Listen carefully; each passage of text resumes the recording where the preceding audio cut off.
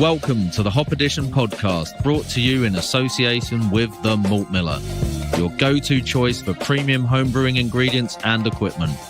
Whether you're a beginner starting out or an experienced brewer, the Malt Miller has got you covered. So for top quality products and customer service, jump over to themaltmiller.co.uk and tell them the Hop Edition sent you. We would also like to thank all our Patreons for their continued support with running and developing the pod. If you would like to become a member and gain access to exclusive perks and benefits, head over to patreon.com/the Hop Edition. Now it's time to get this pod started, so crack open a homebrew and enjoy the episode.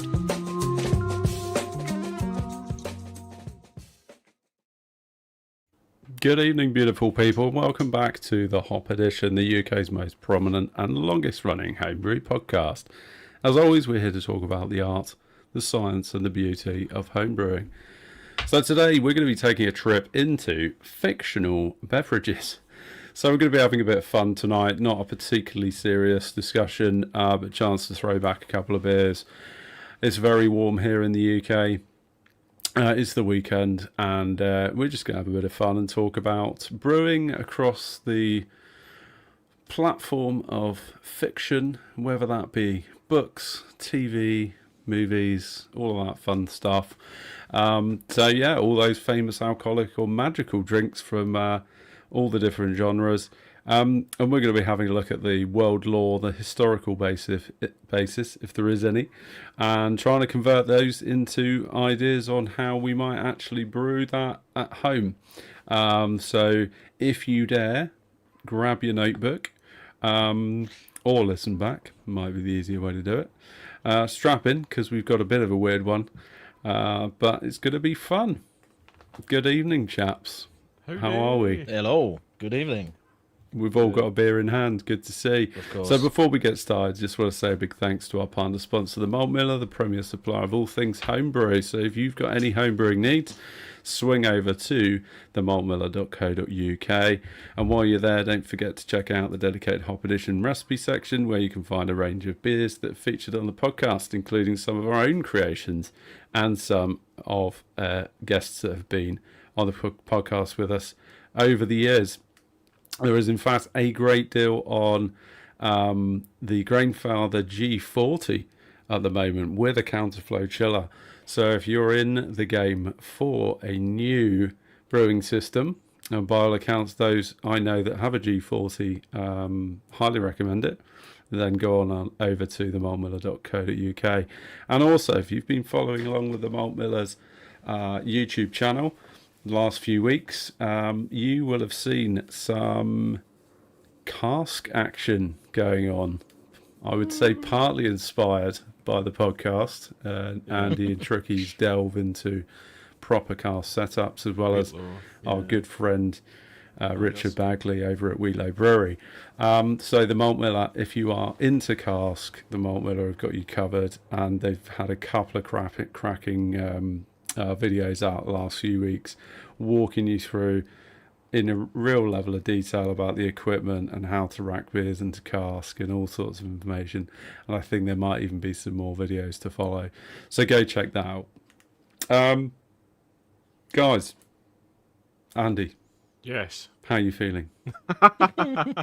Well, considering I was just having a cup of tea before I came on, and the amount of alcohol that I drank last night watching the Scotland game in Prestwick, we were out. So yeah, there was a fair big few one. big one. Yeah, where I Big woke up this one. morning. Shame about the result. Sarah was telling me I was flipping on her side of the bed, trying to pull out our watch charger and stuff like that, and I was just like, no recollection whatsoever. Oh dear, so you were in the doghouse this morning then? Oh, mega. Well, see, to be fair, she actually made me, was it bangers? Sausage rolls. Sausage, what would you call it? Sausage. Bap. Rolling sausage. Bap. Sausage yeah. sandwich. Yeah, and tatty scone. So, can't be that Good on bad. you. No, She you looked chose after well, me. mate. You chose well. Yeah. So what are you drinking? I have got Tea. Tim Taylor. No, I'm on the other tea now. Vitamin tea. Very good. No, Timmy Taylor. So I clocked it in the fridge and it looked ice cold, and I went, "Oh, that'll do lovely as a nice wee starter." So yeah, that's what I'm on. Brilliant. Excellent stuff. Yeah, so if you want to go back and hear all about the Timmy Taylor clone, I think that was 3 episodes ago, 2 or 3 episodes ago. Something like that. Episode called Chasing the Landlord. Mm. Tricky, how are we doing? Yes, I'm alright. Definitely not hungover like Andy. Just standard Not yet. standard levels of hungover. I've got a Czech Pilsner, but it's actually from a fresh wort kit that I made with my new fermenter. So it's a kit that was kind of put together in collaboration with Laumon because it features their diamond lager yeast, and yeah, so it's the first beer that I put through that new Firmzilla that I got, and it's really rather bloody nice, I must say. So Is it? yeah, decent kind of malty flavour to it, good bitterness. You know, it sort of ticks the boxes for yeah, pretty nice kind of Czech Pilsner. So yeah, fresh wort kits wouldn't have been something that I'd have delved into necessarily off my own back, but they sent me one to basically just throw into the Firmzilla to, you know, get it up and running as quickly as possible. I wasn't going to say no to that. So, but I'm pleasantly surprised by how good it has turned out. So yeah, something to think about in the future if you just want to, you know, you just want to get a beer done and not have to go through the hassle of actually brewing it. I mean, they're even easier than sort of malt extract kits because you don't have to sort of dissolve the syrup essentially. So you literally put it in the fermenter. These ones needed 5 litre top up. So essentially the beer has been brewed slightly short, and yeah, you liquor back with 5 litres, yeast in, off you go. So yeah, the quickest sort of setup for a brew and and pitching of yeast that I've ever done. And whatever the brewery is, I think they're actually made in Norway, these particular kits. They're the FWK kits. I think whatever brewery is making them has done a good job on preparing that wort. So it's good stuff. What do you think of the diamond lager yeast? Because I'm on the lookout for a new yeast. I think it's now. pretty decent. When we had Laumond on the pod, I vaguely remember them sort of saying that everyone says that it's 3470, but it They're isn't. all different. Yeah. And it, you know, basically like all of the lager yeasts are extremely closely related anyway. So they're, you know, they're sort of like, if they're not the exact same strain, they're probably like a sister strain or whatever it might be. But he said it wasn't. I think it was Andrew from Laumond who said it wasn't exactly the same yeast, and the way it performs is quite a bit different. So I think the name Diamond probably comes from its flocculation properties, because it does drop clear really easily. It does flock well, yeah. And it ferments out really fast as well. So it does share that characteristic with 3470, but it seems to be a lot less powdery than that. So actually, if you want to turn a lager around very quickly, and have it actually drop clear as well very quickly without too much other intervention, then it's quite a good shout. And it seems to turn out, from my experience using it, pretty tidy, crisp kind of lagers as well. So yeah, I'd give it a go. Definitely. I don't recall it being like particularly expressive. Just like a good, clean, crisp lager yeast. Yeah. Which is kind of what a lot of the time what you want, right? So take that advice as you will. The other one I really like is WHC après ski. Yeah, you're saying I think I've used that once or twice in the past and had good results with that. That was did we use it? We all used it for the Citra pills, didn't we? We did. Yeah. I thought that was really nice. If you used it, if you used that it was quite a long few time ago. times, Owen, have you used it quite a few times now, or? I think I might have used it once in addition to when we used it in the Citra pills, because I think I bought a few packs of it. I've got a couple. But I don't of packs recall what I used it in. But I had good results with it. So those are probably my two sort of go-tos for dry. Yeah, I've got a whole bunch of après ski in the freezer that I haven't used, but it'll probably be going into the next lager I make anyway. Yeah. I was chatting with a friend today who I hadn't seen for a long time. We were just briefly chatting about beer, and he used to be like a macro lager drinker, and he's like, oh, I'm banging into my IPAs now, and blah blah blah. I don't really drink much lager at all anymore. And I said to him, like, I've gone full circle, mate. Like, I'm actually most of the beers I'm making now are lagers. Lagers, Yeah, exactly 100%. Yeah, It's so funny. Seems- Does make me chuckle. Yeah. But actually, I Going think to Sainsbury's now and getting excited about the Augustina and Tegas on the shelf rather than any of the other craft. Like, fuck that hazy nonsense off. I'm going straight to the lager section. 95% of the lager in the supermarket, you're just like walking right by, aren't you? And there's just this little slice Yeah. of the beer where you're like, yes, good lager. I'll grab Czech that. or German stuff. Yeah. Yeah, it's funny, isn't it? And talking of lagers, I am drinking, much like last week, I'm drinking my smoked Helles, which is interesting, actually, going back to our smoked beer episode with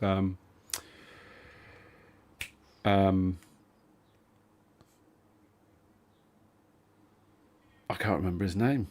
Who joined us on that episode? From the Malt Miller. Rob. I couldn't get the name Nick out of my head. Bizarre. Anyway, it's been a fairly long day. Too much sun, I think. Sorry, Rob. Going back to that episode, we were obviously deep diving smoked beers then, and we talked about the fact that over time the smoke starts to dissipate. Yep. And I think that's true of this beer, which right, okay. has now kind of definitely become like the smoke's become like a bit more of a undertone, and it's presenting much more like an actual Helles. Cool. Yeah, That's but good. nice. Yeah. it's cleared Yeah, I up like really that. nicely. It still looks hazy. I'm not sure you can really Is see that through. is it condensation or something? Yeah, that's I'm what. not sure this glass is helping either, really. But No, that's it. It was super yeah, it's still got a little condensate. bit of haze on it. Actually, it's not super pin bright, but it's clear enough to be passable. But yeah, really enjoying this beer. It's like it's nice because it's not too strong, and it's just lovely having a crispy lager on tap, isn't it, when it's hot? Yeah. I bet I've got one in tank right now. It's Helles, although I did use quite a lot of Munich 1. But it's just conditioning at the minute, so I haven't even tasted that. Nice. But it was Tetnang. Was it Pearl and Tetnang I did? Tetnang is the late. Classic. Pearl is the bit in. So Yeah. I can't remember what I used in this beer, actually. I'm pretty sure it was Pearl and Hersbrucker, I think. I do really like Pearl in a lager. Big fan. Oh, I love Pearl. It's one of my favourites. Yeah. Definitely. See, question in chat. Anyone tried S23 for lager? I've never used Can't S23. say I have actually. It's one. It's might want to try. There's also a new one that came out, and it's meant to be like kind of biotransformation type one. I don't know if it was Fermentus that's brought this one out. What biotransformation lager yeast? But I'm thinking, is it Hoppin' Pills? Just by Just Fermentus? rebranded that 'Cause- and chucked it out again. Let's find out. We're down a rabbit hole knows? already. We haven't Yeah, even just started lager. discussing. Yeah, I was going to say when the we topic. What was the topic again? Forget about the topic. That's not what we're here for. We're here for the rabbit holes. Yeah. Well, I've already had butterbeer mentioned in the comments. Butterbeer. Anyway, it's going to take me ages to find that. So, talking of lager, we're going to kick on to our first candidate of the fictional beers, which is, of course, Schrouderbrouw, which was from, have a guess? It's tough to guess this one when it's on the notes in front of us, but it is in I fact don't from. have the notes. All right, Andy, guess. Can you remember from the notes? Yeah, it was Breaking Bad. Yes. Breaking Bad. So we put this one up at the start because it's an easy way to start this off because it's going to get a bit weird later on. Trust me. But this is a fictional beer, but it's kind of like, very much rooted in reality, because Hank Schrader in Breaking Bad is actually his character is an enthusiastic home brewer, and in season 2 there's quite a few scenes that actually feature him kind of like packaging his beer and doing various other bits and pieces. And there's one, I think there's like an end of a episode or something where he gets woken up by his bottles like exploding in the garage, and he freaks out because he thinks it's like gunfire or whatever, so he jumps out of bed and discovers it's like everything in that series. It was kind of like foreshadowing like awful shit that was going to happen later on, but it was actually quite funny in the moment, because it was obviously for the nerdy kind of home brewers watching, it was kind of like, oh yeah, he's overcarved his bottles or whatever. But yeah, so as you can kind of tell by his name, Hank Schrader's character was supposed to have some kind of German heritage, and his beer was called Schraderbrau, or apparently it's supposed to pronounce Brau or Brui or Brui or Brui, something like that. I don't know, right? But everyone, I've only ever heard people call it Brau, but that's maybe because in one of the articles I read, it said that he was pronouncing it wrong. But anyway, I'm sure someone will tell us in the afters. Yeah, we'll carry on calling it Brau for now. But apologies if there's any Germans who are horrified by our pronunciation of that. So with such a popular sort of series, there's quite a bit of info out there, and this beer has actually been made into a commercial beer by the actor who played Hank, who went and like brewed it with a commercial brewery in 2019. Cool. I don't think it's around anymore, but they obviously did a little, made a little bit of a special release for that. I think it was when they did the spin-off film El Camino or whatever. I think they decided to release his beer as part of the marketing for that. So anyway, but yeah, somebody else want to jump in and tell us what the guides for that were? One of the things we're going to do is try and sort of come up with recipes for these, but with this one we've got a nice starting point because it gives us some of the details. So Owen, you've done a few Merzens in your time. What's the starting point for this one? I have, yeah. So just running through the details that we do know from the Breaking Bad wiki, because it was such a popular TV series. It's got its own wiki website. It's a Märzen measured at 13 SRM. It has 26 units of bitterness, or IBUs, and it comes in at 6.2% alcohol by volume. So if you're brewing Märzen, you're obviously going to start out with a good quality Pilsen malt. You're more than likely going to be using some German kind of Cara malts. You're going to be using some Munich as well, possibly even some Vienna, and maybe getting a bit cheeky with a bit of like aromatic or biscuit malt in the mix as well. Oh, you did that, did you not? Maybe it depends how wild you want to get. Did you reckon Hank would be the sort of character to go fully authentic German, or would he be playing a little bit fast and loose with some American ingredients in there? Yeah, I reckon he's going for a super simple recipe, proper trad, brewed consistently. I think I agree. Yeah, I reckon that's what he's going for. So I'd go as far as to say it might only be 3 malts. I reckon it might be Pilsen malt, Munich, and maybe like some German Cara Munich, maybe. He's a policeman, isn't he? So I reckon he's all about following the, sticking to the rules, keeping it authentic, absolutely, all that sort of stuff. Yeah, I mean, we'll probably not get into the detail of like what we think the water profile might be in where was it they lived? New Mexico. Albuquerque, New Mexico. For anyone that might be listening along in the chat live, if you're in Albuquerque, tell us what the water profile is. Yeah. In fact, we could even contribute, couldn't we, to the wiki? Start getting really detailed. Yeah. Just really blow that thing up. Yeah, you guys haven't nerded out on this enough. You need to like, break that recipe down. What I'd recommend is a triple decoction. Yeah. Do you reckon he decocted it? Nah, no chance. No. 2019. I'm not sure if he'd go that far. Oh, well, before that, wasn't it? Wouldn't go that deep. That's his early days of American homebrewing, you know what I mean? He probably went onto the Association of American Homebrewers or whatever it was and got the recipe off there. True. And I reckon he was probably using like just Hallertau. Yeah. Yeah. Just straight up Hallertau. Just straight up, whatever that is. Straight Hallertau. Probably Hersbrucker. I reckon he's gone straight Hersbrucker. Right the way through. Because what does it mean? See when they say Hallertau, is it Hallertau tradition? Hallertau Metafru? Hallertau Hersbruck? You know, like... Is Hallertau the region?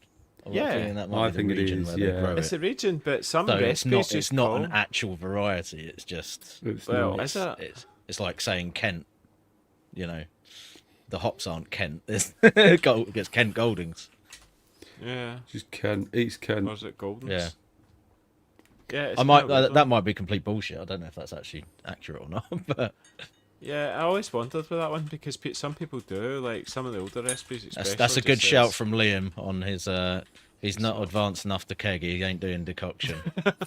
Yeah. Yeah. Bottle bombs in the garage. You're Bottle definitely bombs. right. We've got to temper our expectations of his brewing experience. Yeah. It might not even be all grain. That. It might not even be all grain. It might be a kit brew. Yes. Mark straight in there. You never saw him boiling. It was a kit brew. It might have been a fresh work kit from the Malt Miller. Could have been. You never know. Oh, brilliant. Aye, because his sanitation can't be that great if he's getting bottle bombs as well. Or he just packaged it too much sugar. Difficult in that hot climate, though. Yeah. So the original, Barleyhouse, the original Hallertau was Hallertau Metal Brew. Ah, right. Okay, So if you were to say Hallertau, you'd probably be referring to Hallertau Metal Brew. Yeah. Makes sense. But I'd say Hersbruck is probably just as popular, right? Those two. Well, two totally different hops, aren't they? Like very. Well, no, they're in the same ballpark, right? They do express slightly differently. Yeah. Maple Fruit's floral, Hersbrucker's berry. That's probably where the two.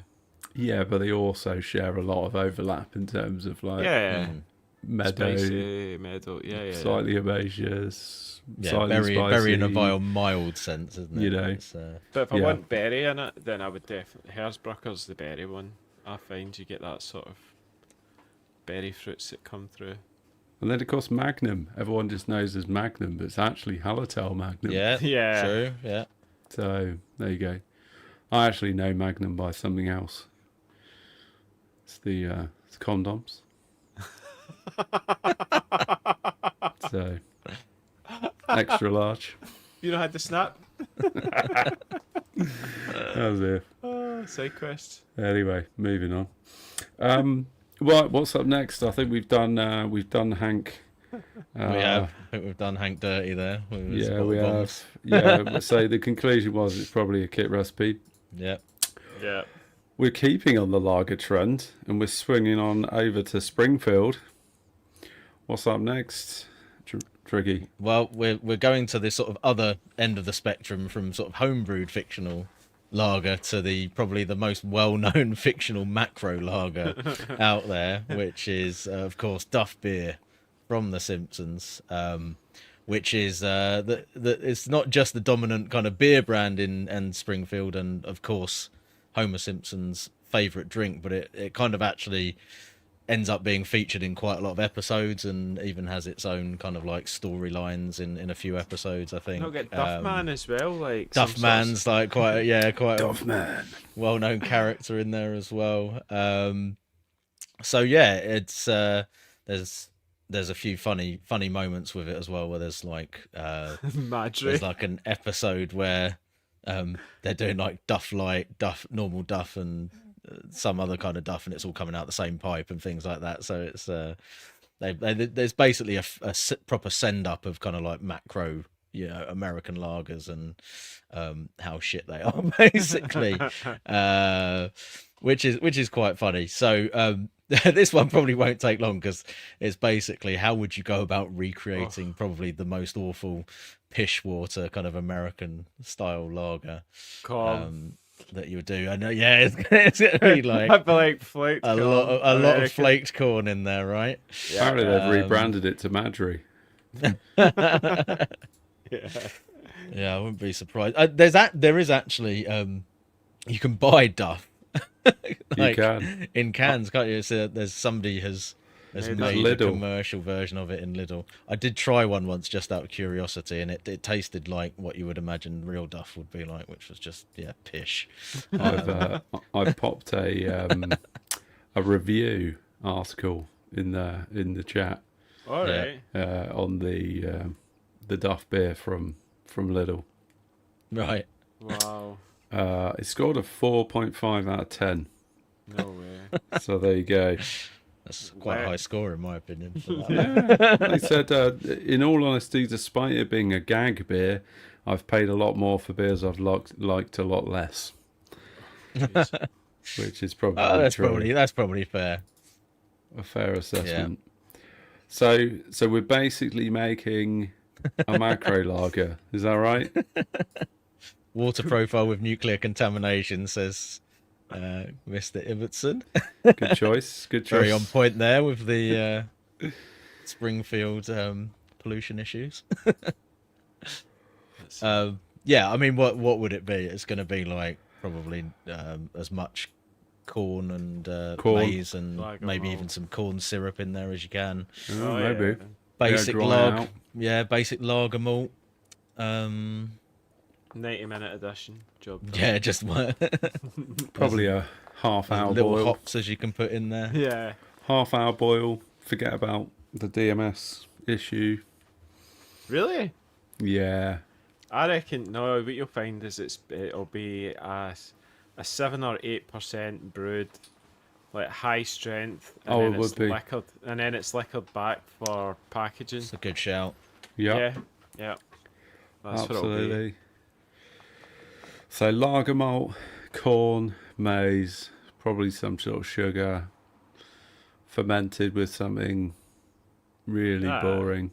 I'll be like Probably wouldn't even use hops in it, do you reckon? Probably just some sort of bittering extracts. Yeah. Oh, yeah. Just some Like flax, hops. right? The 60-minute flax edition.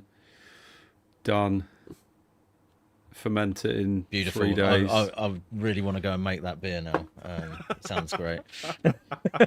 This is the one everyone needs to be paying attention to. Take notes, guys, because this one's going to be a banger. Absolute summer smasher. So if people seriously wanted to make this beer or recreate Duff, you'd probably be going, like a lager malt, maybe some rice. I go corn if it's American. Go corn. Some flaked rice. Or was it maize? Or flaked maize. Probably maize would be better.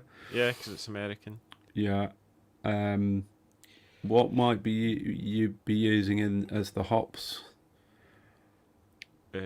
What's like American hop that they would typically use in a lager? Not Northern Brewer. That's German, isn't it? Northern Brewer. They use like nugget or something like that for bittering. Is it? Is that an American bittering hop? Yeah. I don't know what would be traditional for American lagers as a bittering hop if they're not using the sort of What's normal Apollo? kind of German varieties. Is that? Apollo's like. If it was an actual hop, it use. would be a super high alpha, wouldn't it? Kind of like probably Warrior or something like that, maybe. Oh, Warrior, that's a shout. Yeah.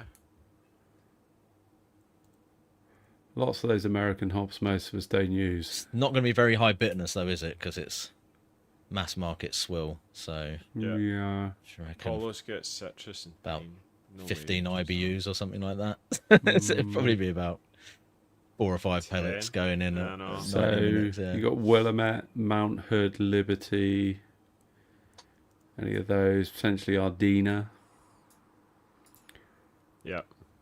I reckon Warrior. I'm sticking with Warrior. Yeah. Okay. Warrior's quite earthy, isn't it? I think when I first started brewing, I actually made an all warrior IPA, and it was like super earthy. Really? Yeah, it's like so it'd probably work really well as a bittering. For this, it would. I I reckon. love Yeah, that. no, I You were think just so. like, Warrior, that sounds like a good hop. I'll make an IPA with it. No, it was a kit. It was that. Oh, really? Yeah, I got one Holy of those cow. boxes. It was like an all grain 1 gallon box thing from the, Really? and it was the American one. What's the Brooklyn so that Brew was Company? from an actual recipe from a Uh-huh. legit Yeah, brewery. yeah. Oh, And it was shit. all warrior, but it was rough. That was a we'll make this beer to sort of use up this brick of out of date bittering Warrior, hops that we've yeah, got. yeah.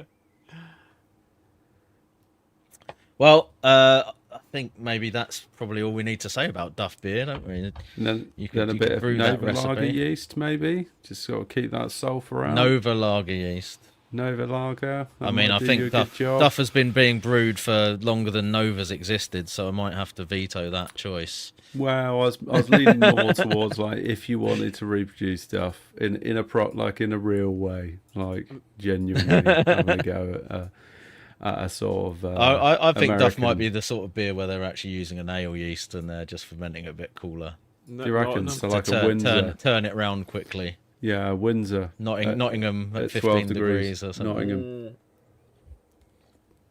I'll bet. Yeah, it was Nottingham I was thinking of, not Windsor. Very good. What have we got up next, guys? This is when it starts to go a little bit stranger. The butterbeer. Say it again, Andy. Butterbeer. Butter. Butterbeer. Butter. Butterbeer. Bottle. Butterbeer. What's butterbeer from then? Harry Potter. I don't know. I think we spoke. Was Harry it Thursday? Potter. Harry Potter.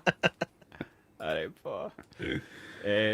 We spoke about this. Have you guys been and done the tour? I mean, Tricky, Yeah. you're pretty Yeah. close I to haven't. it, you know. No, well, I'm sure we'll end up going at some point because Elsie's now getting into. You've been Actually, twice. I so think she I've might been actually be twice. watching one of the Harry Potter films next door at the moment. yeah, But yeah, you can get it, can't you? At the you can buy it there. studio Yeah, tour. yeah. You can Yeah. if you don't mind queuing for like an hour and a half. I'm paying a fortune. I'm paying a fucking fortune for what is basically a glass of fizzy caramel stuff with squirty cream on top for like 10 quid. Yeah. You're like, you can fuck right off. It was quite nice. It was actually. I think I was the only one that actually enjoyed drinking it. I think the rest of them were like that. Oh, it's a bit Really? too sweet, or yeah, it was just seemed weird. Cream soda. Pretty much Yeah. cream soda, Yeah, according to cream Liam. soda. Yeah. Yeah. Cream soda with a bit of So- colouring Caramel. in it. That's Yeah, it's the like caramel probably cream the soda. child-friendly studio tour version of it, but the in world version could be potentially a little bit more spicy. Exactly. So they do serve it in the wizarding pubs, such as the Free Broomsticks, and it is consumed by the students and adults alike. So perhaps a lower alcohol content by wizarding standards, but supposedly the house elves can apparently still become intoxicated from it. So Dobby can get out of his nut on butterbeer still, even if it is at a lower percentage. Do you think it's just a big Diac beer? It's just full of diacetyl. And that's Well, why- I mean, I do. that's where we get onto sort of how you could go about creating it. So it's never really explained in the books whether it is actually a beer or some sort of mead or anything else. But maybe. the descriptions of it imply sort of butterscotch type flavors, cream soda kind of thing, mentioned biscuity, shortbread type flavors and spices in there. So yeah, I guess there's sort of a couple of ways you could go about approaching it, really, isn't there? It's sort of, do you try and make a beer that has an offensive amount of Diac in it and just tastes like butter, or do you start adding other stuff into a beer to try and make it Diac. buttery? Just deliberately abuse the beer. Yeah. No, Probably Yeah, not. I think we can dismiss that one, can't we? Really? Yeah, probably not. Max Dyak, let's go. Yeah, I think you'd probably want to, like, the spice thing sort of is an interesting angle, isn't it? Because, you know, the fact that it's been described as being, like, have spices in it kind of leans into the fiction world. That might, so it sounds like it's a spiced beer. So things like nutmeg, cinnamon probably would be friendly with the idea of butter beer. Definitely. Don't know what else. Could have some vanilla in there. Vanilla. Yeah, vanilla would be a good one. Oh yeah. But then how do you achieve that kind of impression of butter? What's that kind of, putting aside Diet for a second? Yeah. What's that like? You could go lactose. Yeah, I think you'd probably be heading down that kind of sweet milk stout pastry kind of thing, but in a lighter beer, perhaps. Mm-hmm. Yeah. Maybe something like that. Could you put some? Don't know. Put some. No, you couldn't put cream in it, could you? That's absurd. Oh, why not? Maybe. Well, Who's to say? yeah, Who's man. to say that it's not like it's coming out of one vessel? Maybe it's like Max? it's a beer mixed with something else, like it's a sort of beer cocktail. Well, on that note, Owen, we mentioned at the start sort of historical context. And this beer, or this idea of a butter beer anyway, does actually have some historical context from Tudor times, when apparently there were actually buttered beers, which were literally made by adding butter, sugar, eggs, and spices to ale and making a kind of buttery, creamy kind of beer cocktail. Now, Oh wow. Okay. I've managed to find Eggnog. that was exactly what I thought when I read Yeah. that. It was kind of like it's going to be sort of like an eggnog type vibe, but I actually found a recipe which is supposedly based off of, you know, like a 16th century cookbook recipe, right, for ye old buttered beer. And essentially what it looks like is basically you're making a kind of beer custard, like with butter, eggs, sugar, and lots of spices. I'll put the recipe for this up in the chat, because I mean I would be intrigued to know if anyone would be daring enough to actually try doing this. Right. But Yeah. it looks like one of those sort of like weird kind of like Christmassy kind of wintry things that people could do. I'll just run you through the recipe quickly. So the ingredients: 5 egg yolks, 1 cup of demerara or brown sugar, 3 pints of British ale, ideally not too hoppy, and then a mixture of spices: ginger, ground cloves, nutmeg, and half a cup, so about half a block of unsalted butter. And the method does very much suggest kind of custard making type technique. So beat the egg yolks and sugar with a whisk until creamy and light. Heat the beer up and infuse with the spices. Drop the heat down, and then you're basically going to sort of like start whisking that into the egg yolk mixture. So it's basically custard methodology, isn't it? Yeah, it's basically eggnog. Yeah. See Oh, that? Yeah, eggnog. it's pretty much Don't it? eggnog, right? Instead of using cream, you're using beer. Yeah. I made eggnog. Christmas just gone. It Okay. was really good. Well, there we go. Beery eggnog. Beery eggnog. Get involved. We want to see Butter beer. see There it those is. buttered beers at Christmas, everyone. Beery eggnog is butter beer. We've solved the mystery. Drop the mic. That's it. That's that one done. Solved. Well, where are we heading next? Oh, we're heading into the realm of computer games. Yeah, we're going gaming. We're going gaming into the fantasy gaming world, which is Elder Scrolls, which is Skyrim, with the Dragon's Breath Ale. Do you guys play any Skyrim? I don't think I've ever played Skyrim. No. Do you play any of the Elder Scrolls games? I think I might have played one of them, but not for very long. I Okay. think I got to a point where I was like, this isn't for me. They're very, very long-winded kind of Yeah. RPG kind of open world type things. I was like, this is not enough action for me. Yeah, lots of Chatted like to a lady for gathering 25 ingredients minutes and about making herbs. potions and upgrading your weapons and armor and all that sort of shit.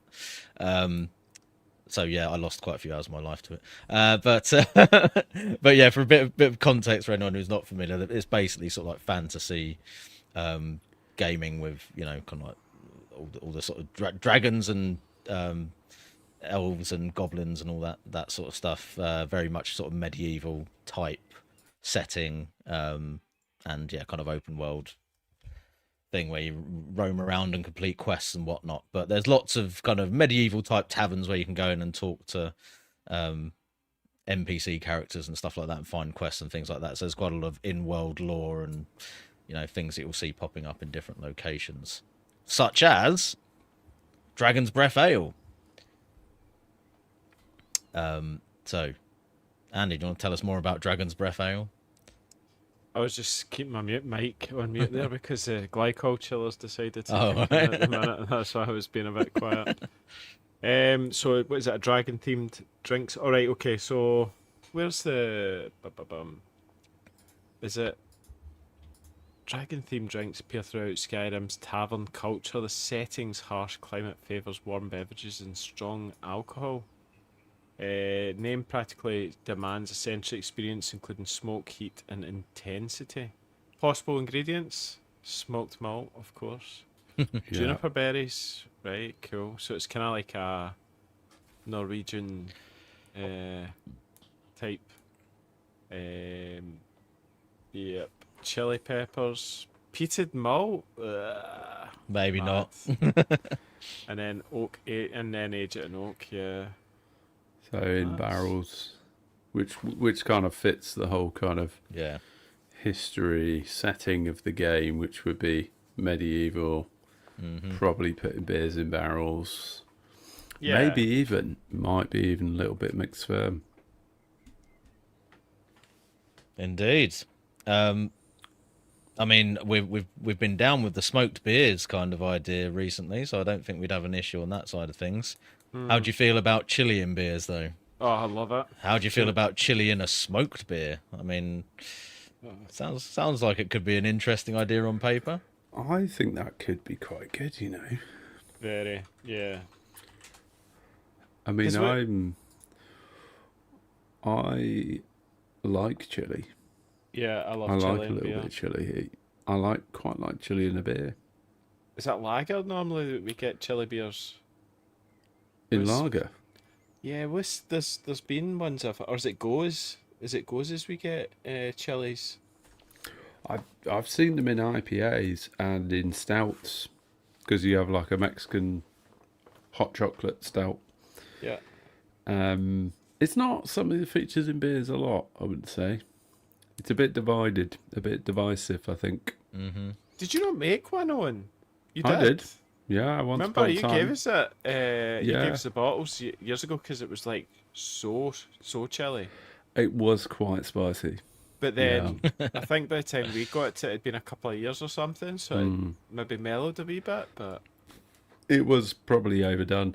The thing is, when you follow a recipe, right? This was one of the BrewDog recipes, and it says, add a teaspoon of cayenne pepper. And it's kind of, well, cayenne pepper, I think, sort of comes in a variety of spices, right? From one cayenne pepper to another. So I think you're in a bit of a gamble there using chili.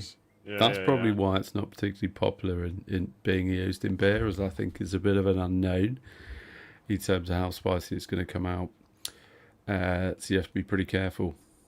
you get that adrenaline rush off it because your body goes, "Oh, I survived that. That's good." Yeah. But coming back to this beer, this Dragon's Breath Ale, like what beer style are we talking? So we think it's going to be smoked, but What are we thinking? Is it a dark beer? Is it an amber beer? Farmhouse, we're thinking, is it not? Right. Sort of farmhouse, It's very sort of maybe farmhousey, yeah. farmhouse style beer. Yeah. Yeah, if we're sticking, like you said, with the sort of setting and the, medieval sort of brewing style as well. I mean, you could probably rule out sort of lagers and things like that because they're not maybe going to be in that at that advanced level of brewing kind of technology. Although that said, there's the settings in the game. There's a lot of like very cold sort of climate and stuff going on in various areas. So, but I think probably a dark ale. I'm thinking. That's what I'm thinking as well. Sort of feels like that's kind of where the medieval vibe would be. I'm not sure they would have invented the the drum kiln. Yep. Yeah. I think, and that could be smoked, why you've got the smokiness. Yeah. Yeah, I think there might still be drying beer over actual fires. Maybe a bit of chili pepper and oak aged. Maybe a little bit sour. Might have some funk to it. Juniper replacing right. hops. Possibly. Although the juniper would definitely kill any sort of bacterial, so it would. Yeah.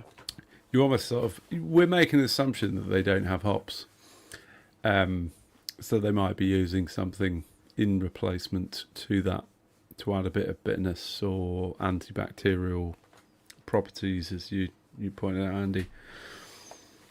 That sounds like quite an interesting one. Anyone fancy making Dragon's Breath Ale? Maybe near the end of the year. Definitely more of a winter beverage. Christmas beer. Very good. I like that one. I think that could be a good recipe to come out of that. To be fair. Yeah. We need Especially someone with juniper. Do you not think? Have you guys used juniper yet? No. I haven't. No. Is it the branches you use? Juniper berries I've used once in a beer. That was the Those were in one of the brew along recipes. brew along recipes. Yes, when we did live brew day. I think I missed that particular one. It was the. Give me a second. What was it? It was the one near that big garden in London. Kew Gardens. That was the Kew Garden Brewery. That's about as much as I remember of it. But it had juniper berry in it, and it was kind of weird, but it was nice. It was a good recipe. It's in the what book is it? The original that Andy from Elusive did. Yeah, it's the little square one. With Graham. I'm just looking for it. Graham Hughes, Graham Wheeler. Yeah. One of the two. Not Graham. Graham Hughes? No, you're. Graham Hughes is our friend from down Brighton Yeah, way. Hughes Brews. But no, but I'm sure there is two of them. Is there not? No, I think there is there. Greg. Maybe. Oh, Greg Hughes. Greg Hughes. Greg Hughes. Is it going to focus? There we go. Greg Hughes. So confusing. Yeah. But yeah, it's little. I mean, what? Trying to think of what flavour juniper actually brings. I've still got the juniper berries because I ended up buying a whole bag of them. Is that kind of like And gin? I've still got them Yeah, because they're gin, dried. Yeah, it's a major thing in gin. Yeah, it's gin. What they infuse in gin. Yeah. Yeah. I mean, How it's was hard that to beer? it's hard to describe a flavour, really, isn't it? If it tastes so unique. It's Yeah. like describe to me what cucumber tastes like. You're like, best of luck trying to describe that. There's no point. What's next on the list then, guys? We're staying in the world of gaming. Got another gaming one. Anyone play Fallout? No, No, that I was watched the TV Xbox show. only though, wasn't it? Fallout I originally. don't Is know it? because I've never played it either. I think you can get it on more stuff now. Or I mean, it must have been on PC as well. But I'm kind of more familiar with it now through watching the TV series rather than Yeah, having yeah. ever actually played the game. Yeah. I think the TV series is actually pretty good. So good. But yeah, so Nuka Dark is what we're talking about, which in Fallout is a alcoholic extension of the Nuka Cola brand, with the in-universe advertising kind of portraying it as a sophisticated and luxurious, despite the company's questionable practices. The fact that it's got Nuka in the name would obviously be one thing that should probably make you concerned in that particular sort of universe and setting. So apparently, it's probably in the game and the series, it's sort of more of a kind of like rum and cola type drink, I think. But it's there's obviously some characteristics there that we could potentially translate into a beer. So yeah, I guess the sort of question there is how could you create a beer that kind of evokes a sort of cola, rum, and possibly a post-apocalyptic vibe or branding? Any thoughts on that one, guys? What would you how would you tackle that one? All right. I mean, the rum bit's fairly easy because we can just throw some rum in there or some Chuck some rum in. Yeah. Yeah. Cola is a trickier one though, isn't it? So cola is like caramel based, right? Yeah. But it has like many things in the recipe. Yes. There's lots of spices in there, isn't there? Yeah. I mean, I have seen quite a lot of like social media, reels and stuff about people actually doing kind of like homemade cola syrups and stuff. Yeah. Is it not like vinegar or something? So there like must you coulda... be. Might be. It's like a red vinegar or something like I that. don't know.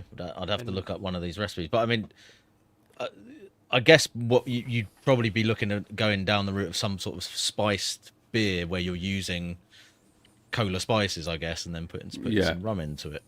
How would you get that caramel vibe though? Is that like? Well, that's the difficult bit, isn't it? 'Cause you need the sweetness in there too. You do, because of course, we're fermenting a lot of that out, whereas a soft drink is keeping all of that in. So you might have to try and, I don't know, it might end up like keep the FG pretty high. So you're like mashing really high, or there needs to be more like, or you're trying to just find a yeast that doesn't ferment down too hard. Yeah. And then I guess you could use... Or you could even back sweeten it, maybe. Back sweeten it, maybe. Could use some molasses. I'm already not as hopeful about the prospects of this beer as I was the last one, I've got to say. This is a tall order. A real problem. Have you ever seen a brewery... Have you ever seen a brewery attempt to replicate a rum and cola beer? Yeah. Have you? Yeah. It was one of the Glasgow breweries up here, I'm sure. It was like a red cola beer or something like that, yeah. Interesting. Yeah. I mean, I could see it being something that you somebody like Vault City could do something weird that was trying to emulate something like that. But then their stuff is borderline, not really. Yeah, Steve's literally just said exactly the same thing in the chat, and Liam. but yeah, maybe well, that's a good point actually. Maybe it's going more down the sour beer route rather than... Yeah, cherry cola. So this one I had cherry cola sour. It was by Rye Brewing Co. They're now folded. Dave's went and moved up north to Giga or something like that. One of the islands, he brews up there now. But yeah, cola sour. To be fair, I think some sort of sour beer with, that's that probably potentially quite a very weird flavour profile. Probably a bit more in keeping with the the setting and lore of Fallout Maybe as well. Yeah. Yeah. You're not going to be as, you're not going to be as fussy, are you? In Yeah, exactly. In that post-apocalyptic environment. That said, I've just seen commercial examples from a brewery called Doug's, Duggs. They do a barrel-aged beer that they use a botanical sour base, which is made up of vanilla, cinnamon, nutmeg, coriander, and lime. Wow. So those are all the kind of spices that they're using to emulate that cola flavour. That's a And then, bold combination. And then aging it in rum barrels. Heck yeah. But it's obviously a sour beer as well. People are already doing it. It's already out there. Yeah. Yeah. So, they're recreating rum and cola sours, Nice. which is pretty cool. Sounds good to me. That's it then. Yeah. Go down the rum and cola sour route. Done. I Bosh. quite fancy making a rum and cola sour now.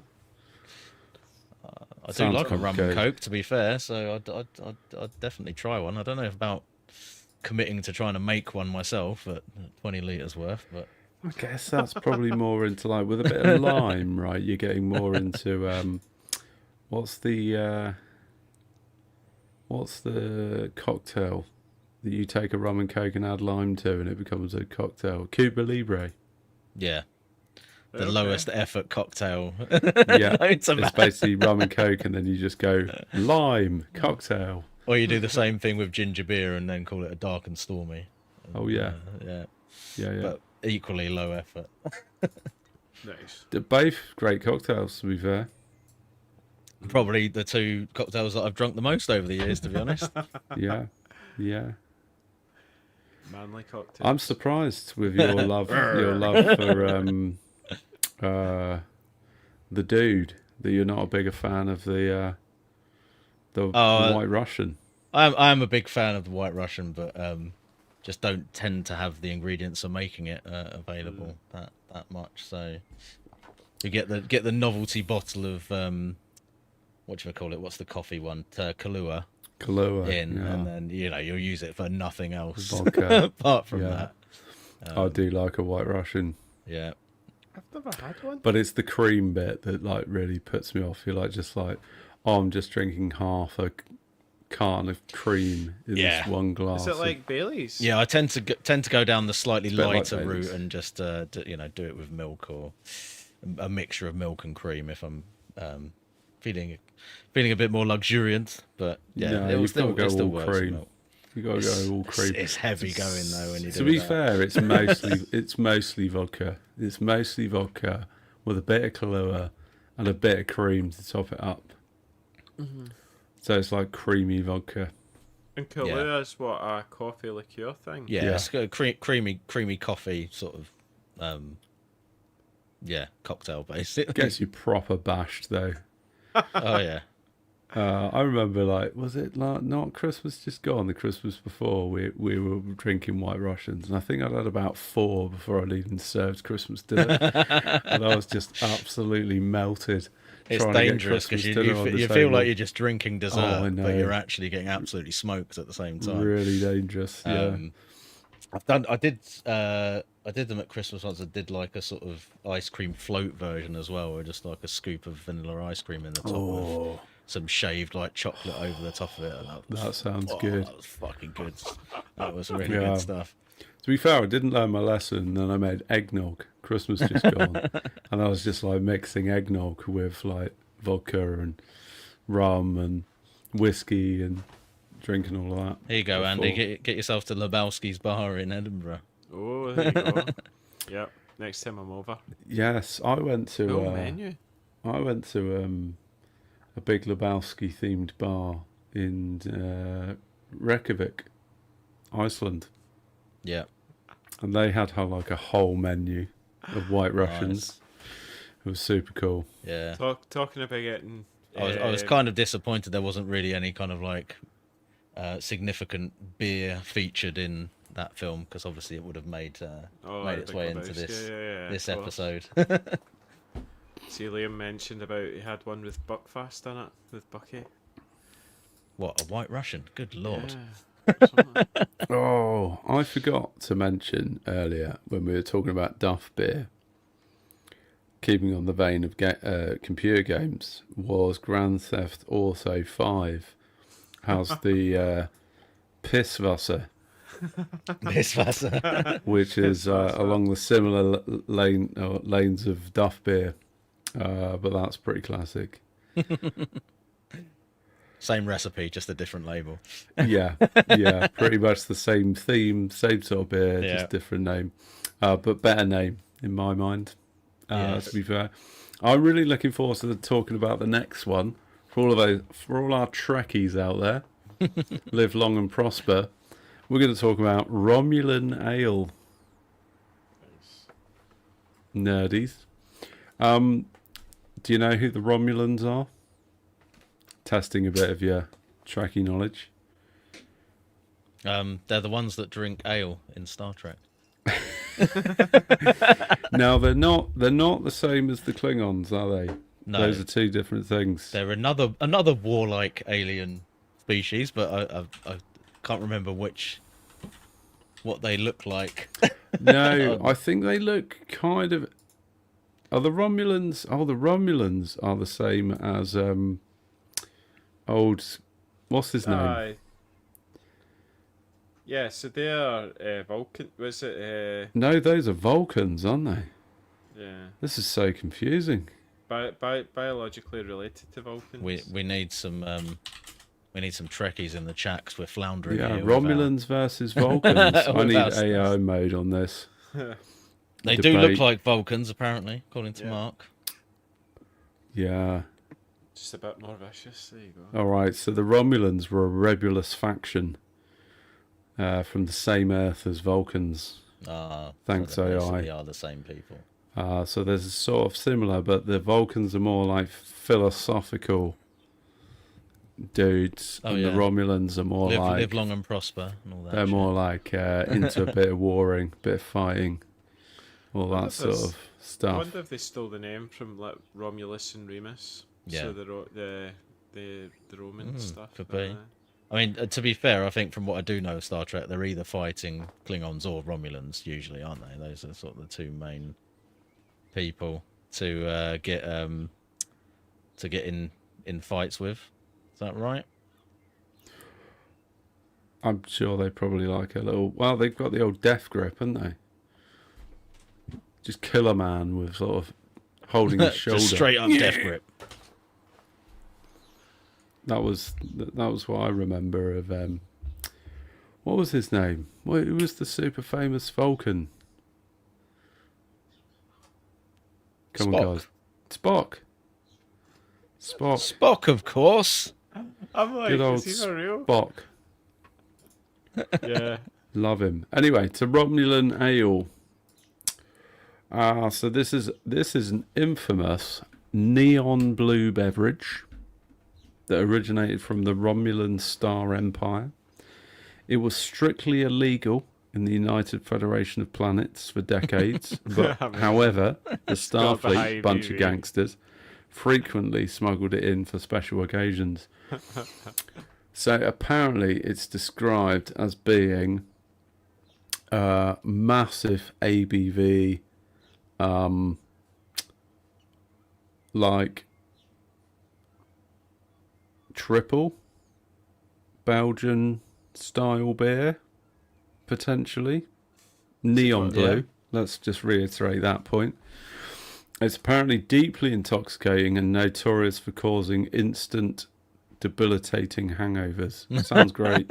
Sounds like That's a quality real stuff. fun time actually drinking that. I mean, an instant hangover. That's a bit rough, isn't it? You don't even get the fun part. No, Just straight to no. the hangover. You just get smashed and then immediately start feeling horrible. Can't see why anyone would drink that.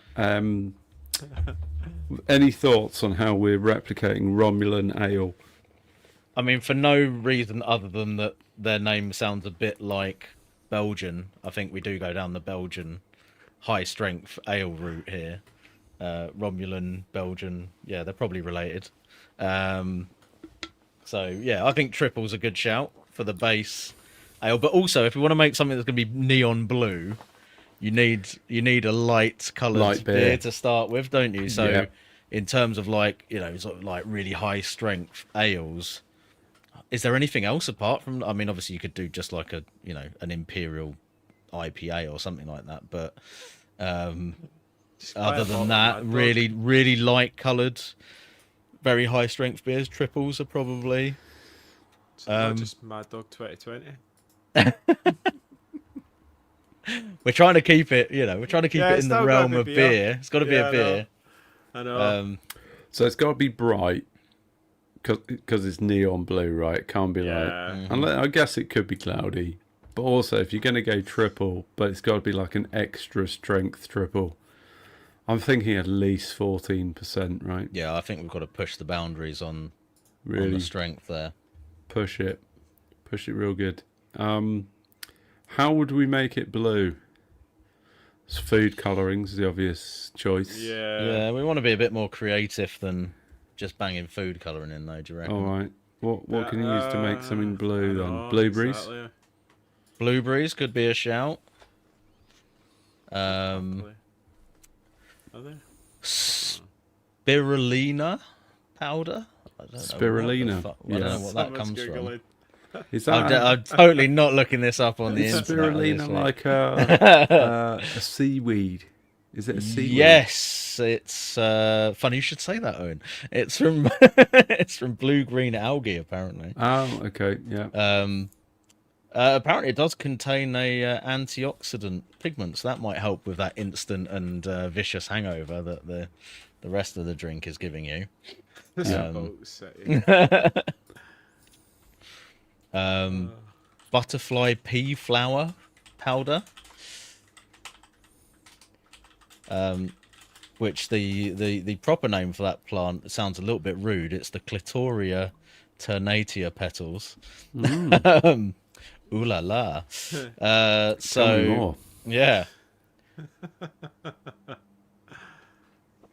That yields a deep royal blue hue. We're more after the neon blue though, so I don't know. Yeah, I think the spirulina powder is the one that's giving you that really bright electric cyan blue color, according to this description. What is Brett's blue milk? I'm not sure I actually wanted to ask that question actually. What is blue milk, Brett? But Brett, you're gonna have to put in the chat as to what your blue milk was. Blue milk? It's weird, isn't it?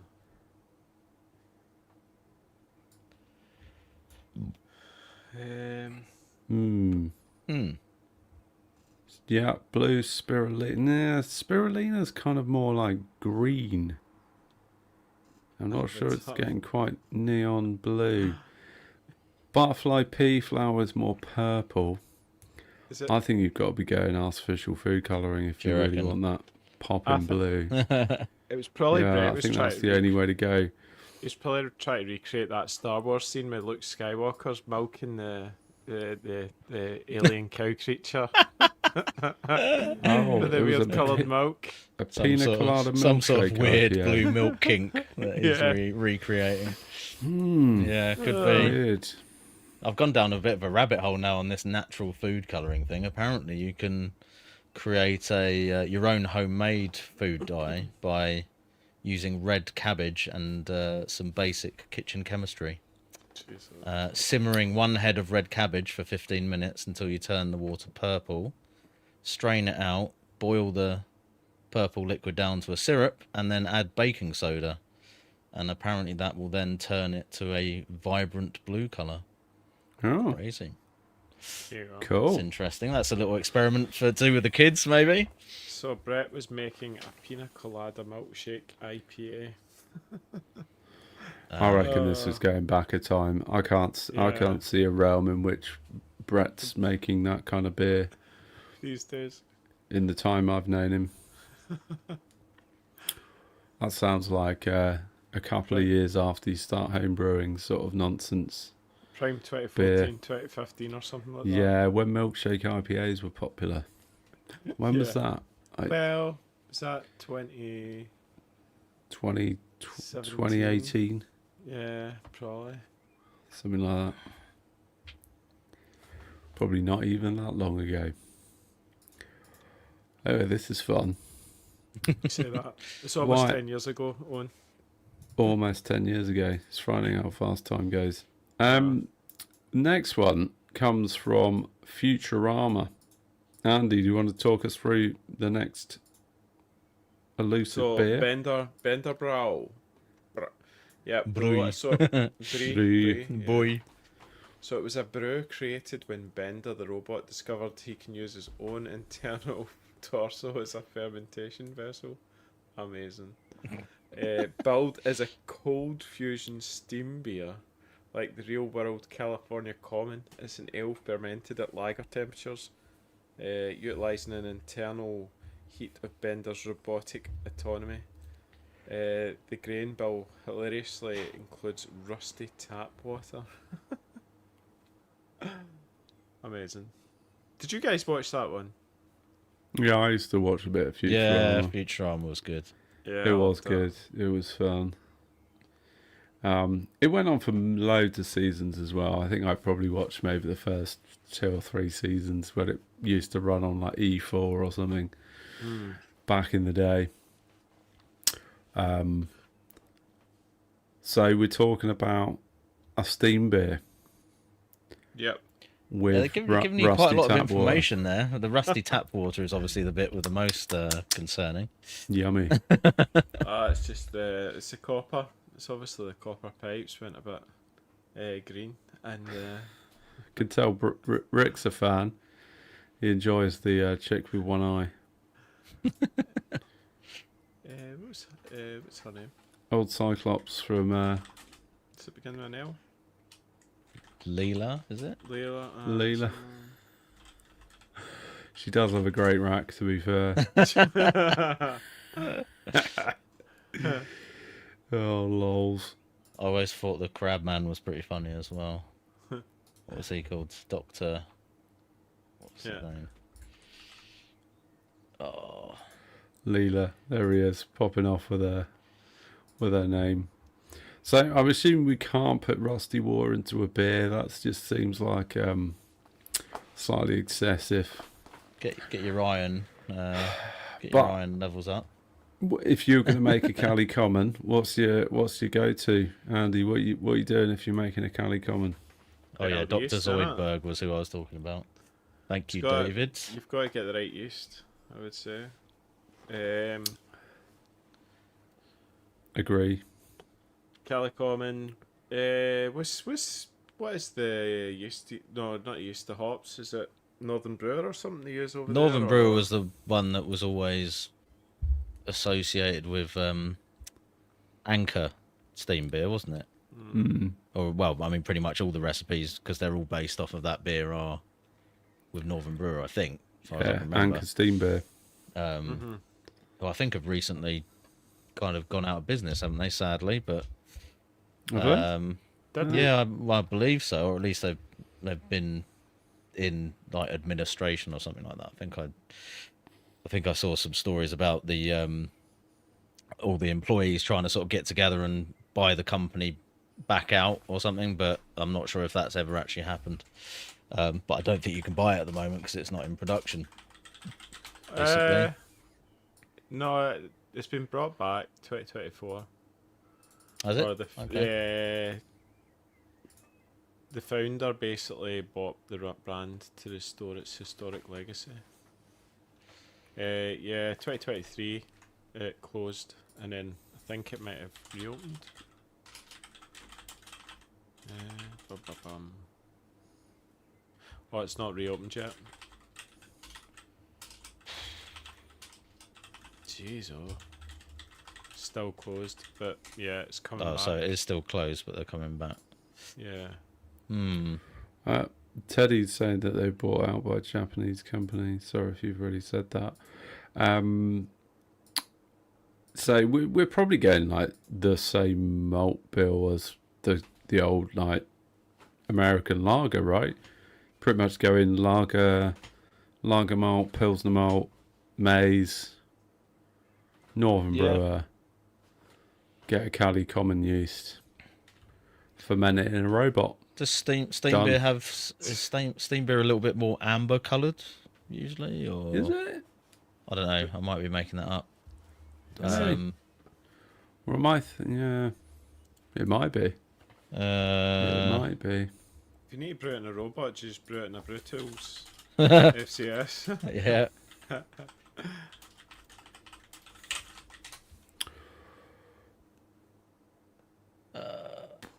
I remember. A steam beer is definitely a bit. The Anchor steam beer was definitely a bit darker.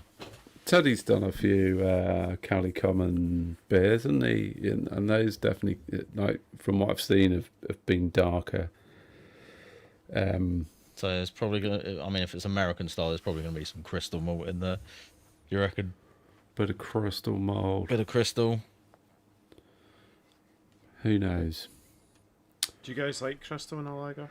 Yeah, so I think Anchor steam beer has definitely got like a more amber hue to it. So definitely some crystal. 10% crystal malt, 2% pale chocolate malt. Why not? Let's do that. Done. Only that I just asked AI for the grist. And you're right, Andy. Like getting the right yeast, which the AI suggested Y yeast 2112 or White Labs 810. It's the San Francisco lager yeast. You're effectively fermenting the lager yeast at ale temp, right? So about 15.5, 16 degrees. Mm-hmm. And that's going to push the kind of yeast esters, but whilst also keeping it a little bit clean.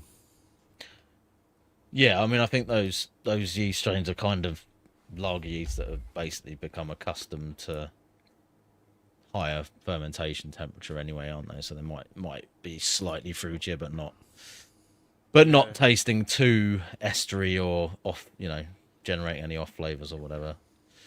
Mangrove Jack's has got M54 California Lager dry. You could use that. Nice. And equally, I think, there we go. Here's Teddy's recipe. Can you use the same sort of yeasts to make a Kolsch? M54, that's it. Or a Kulsch? I'm sure you could. I mean, yeah. Well, I mean, it's kind of it's sort of two different yeast-wise. It's two different ways of approaching the same thing. It's kind of they're both like a sort of fusion between lager and an ale, but Kolsch is like a lager made with an ale yeast, or a lager style beer made with an ale yeast, whereas steam beer is more like an ale made with a lager yeast. Maybe, I don't know. It's quite better. If the beer goes around 0.8, that's like IPA territory. Sort of like low. You're right. Yeah, IPA. so a Kolsch is a lager made with an ale yeast, right? Yeah, you're quite right, Tricky. California lager yeast, yeah. I lost track. Yeah. Right. Done.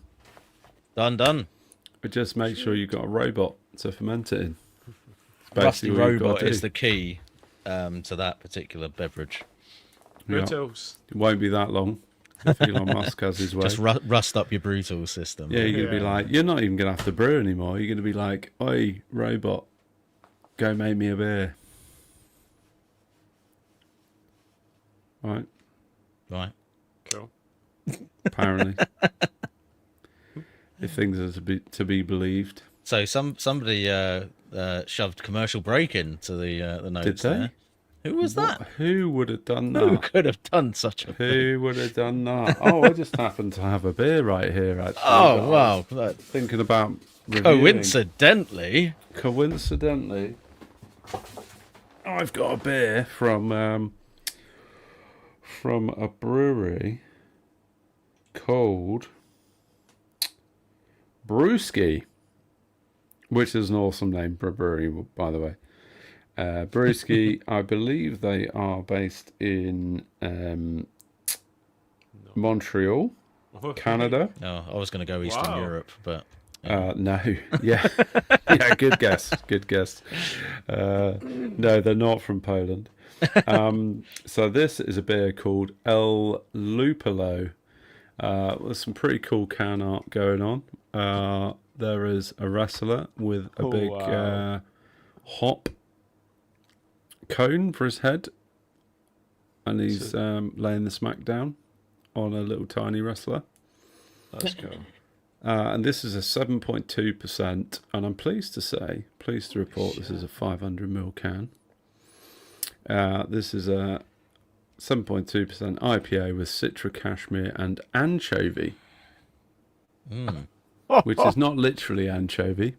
There is a hop called anchovy. Right, okay, thank God. Otherwise it was going to be Which, I don't know who produces that hop. Feel free to do some research on my behalf whilst I open this beer and try it. It's gold topped, which might mean that it's got some lactose in it, but probably not. It cracked well. I'm going to give it a 4 out of 5 for the can crack. I didn't realise that was a category of scoring nowadays. Lovely, frothy white meringue style head. I'm gonna review this like a real beer nerd. It feels quite weighty in my hand. Lovely looking beer, very murky. Oh wow, okay. Very murks. Look at that. Proper murky. I'm not sure I'm going to be able to smell it through that much foam, but smells hoppy. I'm getting sweaty mango, lemon and lime, boiled sweets, generic boiled sweets.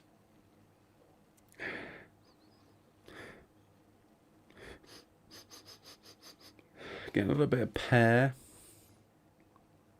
I just brought up the anchovy descriptors, and it does mention sweet fruit, watermelon, raspberry, and candy notes. So perhaps getting a hint of that, maybe. And they're just from sort of just generically Seagull getting Ranch. fruit bowl, massive Fruit bowl. tropical fruit bowl. What were the other hops in there you mentioned before? Citra, cashmere, anchovy. Okay.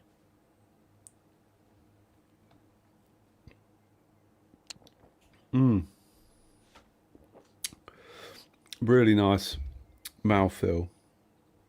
Not too slick, but like weighty. Finishes quite dry. Not super dry, but like it's not cloying. Really nicely balanced.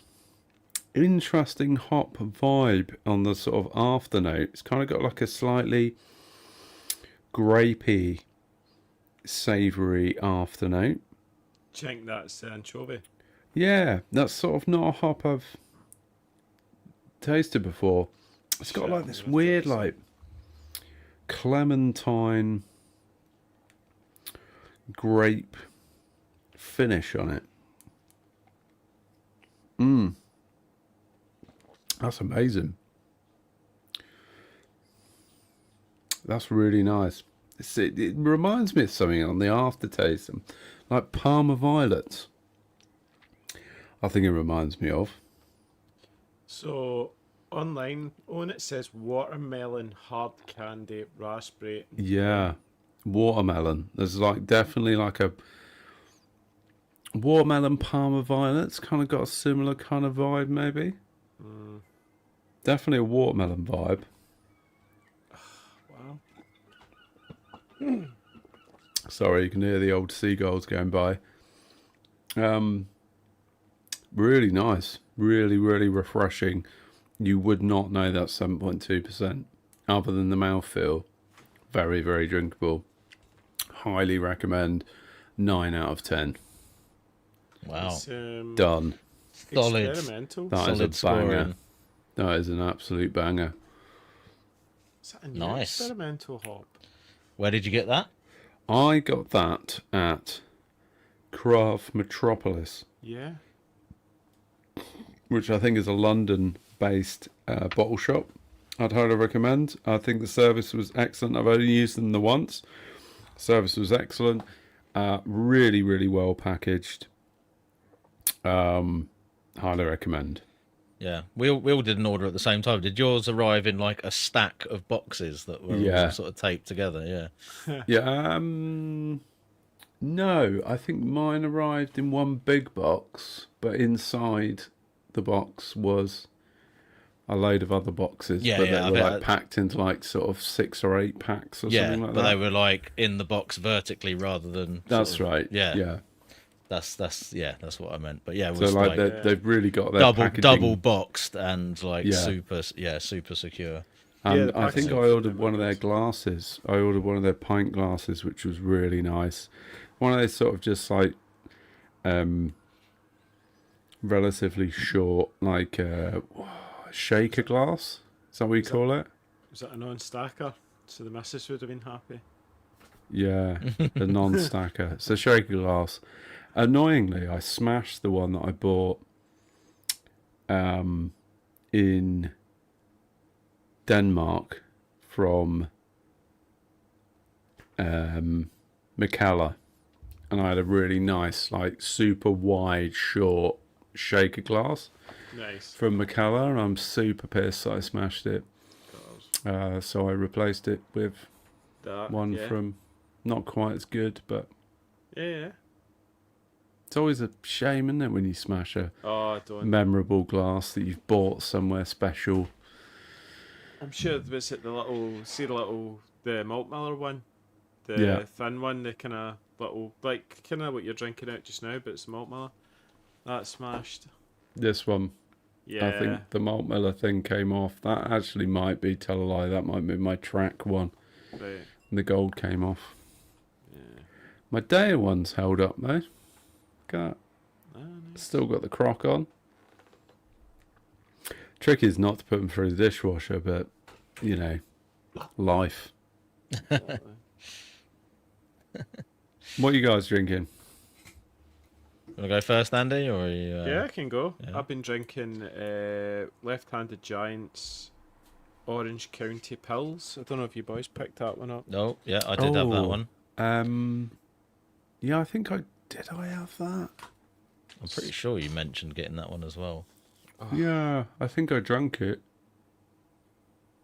What are you So- thinking, Andy? It's like, what am I thinking? It's really nice. It's dead crispy. Definitely like a kind of West Coast pills. Sort of like, it's got that nice dry finish to it. It's very clean. Well, not, it's clean, but you're still getting like loads of kind of yeast. There's a wee bit of that kind of yeast character coming on that's a bit fruity. But then also like the hops, man, is just like that sweaty mango thing, like loads of orange, tropical orange vibes and stuff like that. Yeah, it's an absolute. You just want to keep going back in, and it's one of the. It's got that awesome West Coast character. Yeah. What's the ABV? I think it's it quite was low, like isn't it? 5? No, it's 5%. So it's pretty banging the money right in the middle. Quite low then.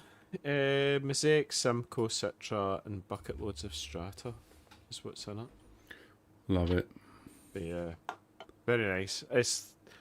It's kind of definitely you'd want that on tap in your house if you could brew something like that. Actually, I've had stuff like that from the Keyser that I've made in the past, and you've always just tanned the keg when you get something like that. It's good. I like it. Yeah, I do West- like a West Coast Pills now. West Coast Bills now. Good Yeah. shit.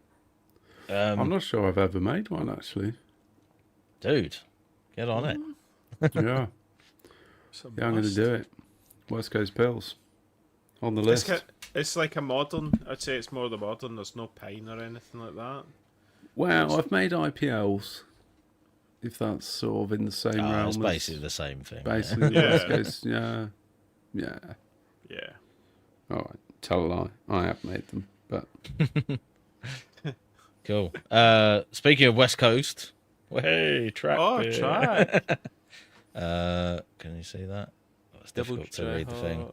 What's it It's a say? double dry hot West Coast IPA. Echoing Current is the name, but it's 7.2% and it's all Eclipse. So it was from their sort of like recent pack of. I mean, I've been chugging away at this one for a little while now, but it's from their recent pack of discounted West Coast beers. Eclipse is Australian. Isn't it? So normally I'd slightly recoil in horror at the idea of an all Australian hops kind of IPA. But I think Eclipse is, and judging by this beer as well, Eclipse is a slightly more easygoing hop compared to your kind of Galaxies and Vic Secrets and things like that. Definitely doesn't seem to have that sort of aggressive, kind of bitter and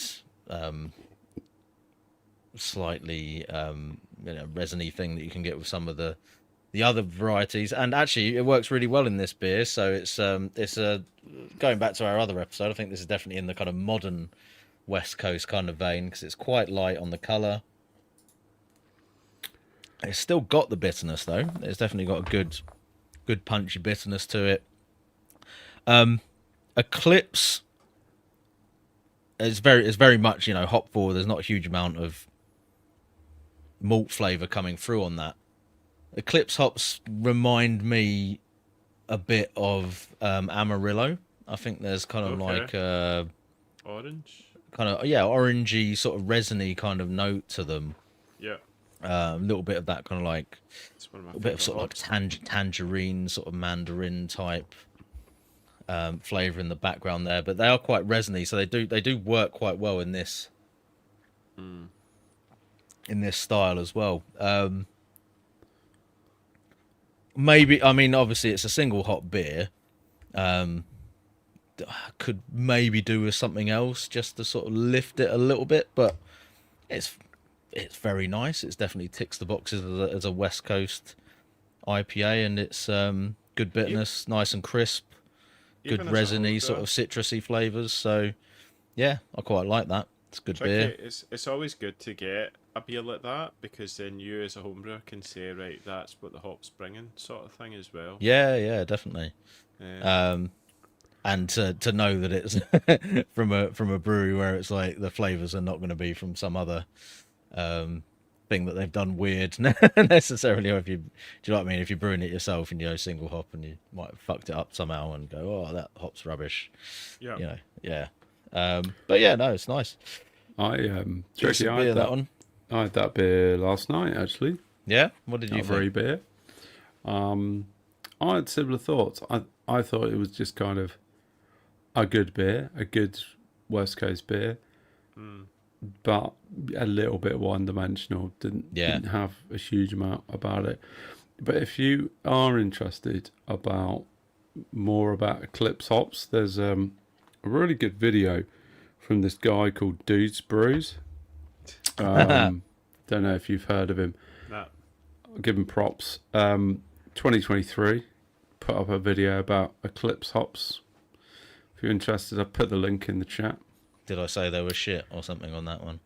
No, I haven't watched the video, but I just thought it was funny that when I googled it, the first thing that AI came up with was your video.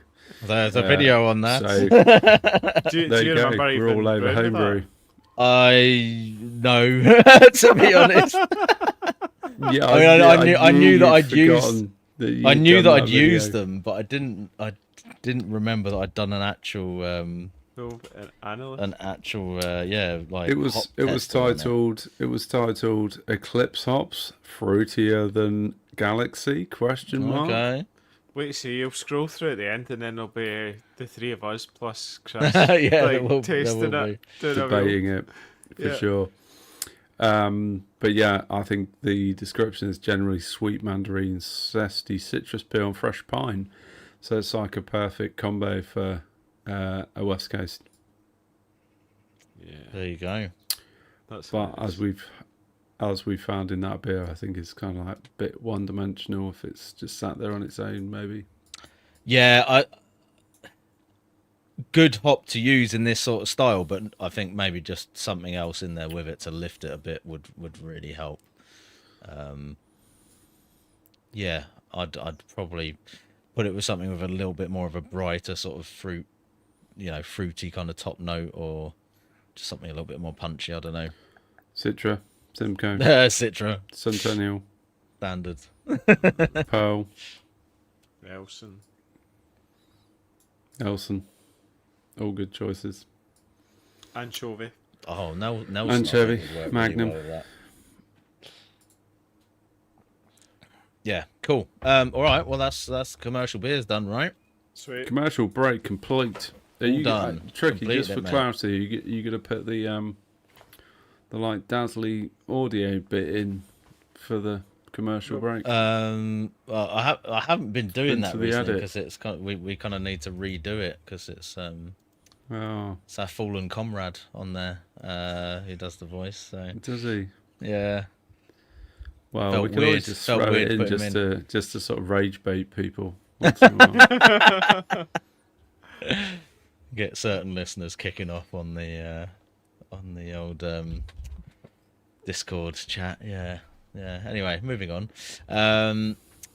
So yeah, coming back to our and this is a really weird one up next. Actually, we're going into the world of Tolkien and Lord of the Rings. There's quite a few beverages consumed during the course of those books, but Tolkien based most of his sort of like pub lore and tavern style drinking pretty much just on English ale and English kind of pub culture. So we didn't think that there would be that much interesting discussion of what the hobbits were drinking in Bree, because it would probably have just been a standard sort of English ale or bitter essentially. But one of the more interesting beverages consumed was the Ent draft in Fangorn Forest. So if you've read the books or if you've watched the films, you might remember that when Merry and Pippin go into Fangorn Forest and end up meeting up with Treebeard, they drink some Ent draft, and both of them end up slightly taller as a result afterwards. So it's a bit of a magical beverage. A sort of, maybe that's the Ents version of your Buckfast kind of restorative restorative sort of wine type thing. I don't know. But yeah, looks and pours like water but faintly glows. Not sure we'll be able to recreate that aspect of it. In case you fucked. Has woodland kind of essence and flavors. In terms of brewing it, obviously we'd be looking at doing something along the lines of a perhaps more like a sort of Norwegian kind of or Scandinavian kind of farmhouse beer, where I think they use a lot of tree derived ingredients like spruce tips and things like that. The sap? What's it? The sap you can take out trees. Is it the Canadians do maple? Maple syrup, yeah. So yeah, Maple syrup. Cool. Yeah. We could go and just put some psilocybin in there. That might make you feel taller. it might make you feel like you're in Lord of the Rings, and Yeah. there's loads of goblins running around trying to fucking Have a glass of that. you Trip up. balls. But yeah, so the brief here is really just kind of like it's got to have that forest kind of element, and that's we want to feature that in the ingredients as well, and some almost I guess maybe some sort of like medicinal quality to it, or at least something that we, not in terms of flavor, but something that could maybe be marketed as a health or restorative type drink, perhaps. CBD. I saw CBD, yeah. Ibo putting some CBD commentary early on in the podcast in the chat. So yeah, that could be psychedelics, maybe. Yeah, maybe some psychedelics, maybe some weed or some psilocybin or both. No, not both. That would be a bad move. Yeah, so we could do river water. You obviously just want really good tasting water. You could use some spruce. What is it the Scandinavians use? Spruce tips. In Spruce tips. No, but they use like Juniper. juniper. Is it juniper? Yeah, the branches. Yeah, they yes, do use yeah. juniper. Yeah. Yeah, to And basically- branches. Yeah. I'm not sure how they use the juniper branches. I sort of recall watching some videos about how they do that. Do they sort of Is it Do they for- lower it like? Do they put it at the bottom of the mash or something? Yeah. Yeah. Yeah. Is it almost Yeah. like a filter? that Uh-huh. you use it as? Acts like a filter. It's like a false bottom. That's pretty cool. I'd love to be able to try one of those beers. I do wonder what it actually tastes like. Proper farmhouse, yeah. Must totally. be. Yeah, maybe one day, Boss. the three of us, maybe like episode 300 or something, we'll just go off to see some mad home brewers in Scandinavia or something.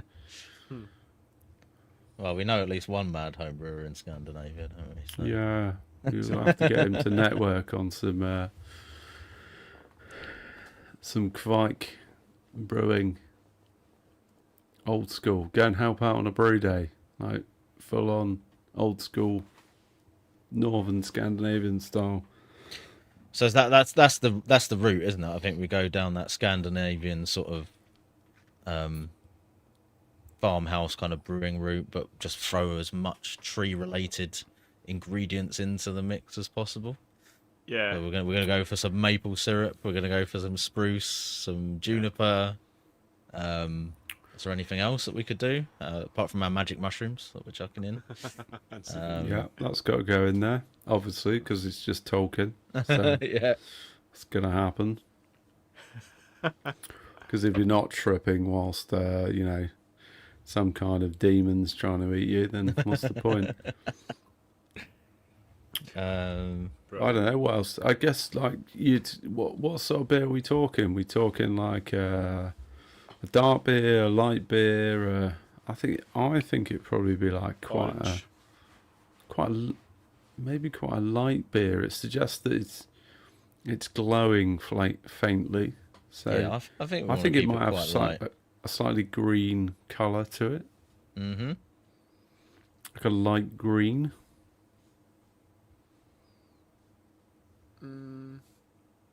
Because what's the ABV? I reckon it would be quite strong. What do you think? Yeah. I reckon it's gonna be strong. I reckon it's 8% at least. Nice. Yeah. I was thinking 7-8%. They're double big. They're IPA. big trees. Those guys. I think they can take a few percentage points. So we're going like a double IPA with something green and a whole load of wood vibes. Yeah. Nice. Pine. Yeah. Anyone in the chat, Tiny. if you fancy that, have a go. Send us a bottle. Especially if it's got some mushrooms in it. Johnny. Right, we got the final beer of the night. Who wants to do the honours? So yeah, we're going into the world of Westeros. Yeah.